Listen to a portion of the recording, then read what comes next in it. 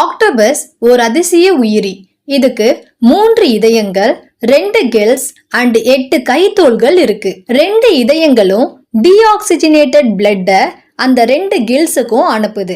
அங்கதாங்க blood purify பண்ணப்பட்டு oxygenated பிளட்டா 3rd ஹார்ட்டுக்கு போகுது. அந்த 3வது இதயத்துல இருக்கக்கூடிய சுத்தகரிக்கப்பட்ட ரத்தம் தான் அதுக்கு உடல் முழுக்க போய் சேருது.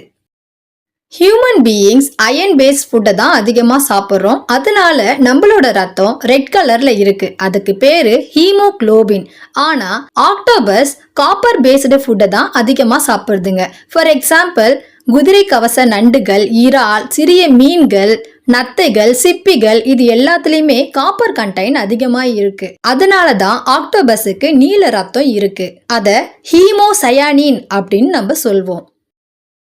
8 கைத்தோள்கள். ஒவ்வொரு கைத்தோளும் தனியாக செயல்படும். தோள்களில் உள்ள நரம்பு செல்கள் மூளையை விட அதிகம்.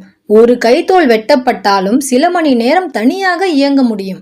உடலை மென்மையாக செய்து இரும்பு கம்பிகளில் கூட நுழையும். ஒருவேளை பிடித்தாலும் கைத்தோல் ஒன்றை துண்டித்து தப்பிக்கலாம்.